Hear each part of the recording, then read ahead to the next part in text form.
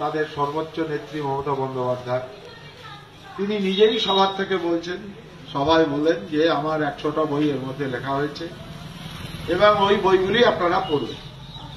তৃণমূল কংগ্রেস যদি কোনো স্টল দিয়েও থাকে তাহলে মমতা বন্দ্যোপাধ্যায়ের লেখা বই ছাড়া আর কোনো বই আপনি ওখানে পাবেন।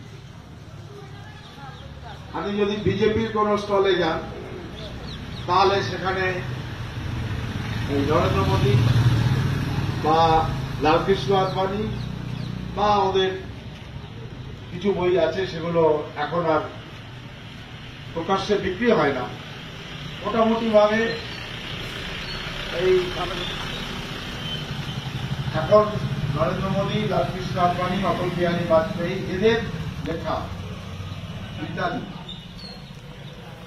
আর ওদের নিজস্ব পত্রিকা রয়েছে, এছাড়া আপনি কোনো বই ওদের স্টলে পাবেন। কিন্তু আমি যে বললাম এখানে স্টলে আপনি শরৎচন্দ্র চট্টোপাধ্যায়ের বই রয়েছে, আম্বেদকরের বই রয়েছে, রবীন্দ্রনাথের বই রয়েছে, বিজ্ঞানের নব আবিষ্কারের বই রয়েছে, ছোটদের বই রয়েছে, বিবেকানন্দের বই রয়েছে। এটা কেন? বিবেকানন্দকে তো বিজেপি তার নিজের সম্পত্তি মনে করে, যে বিবেকানন্দই হচ্ছে বিজেপির দর্শন।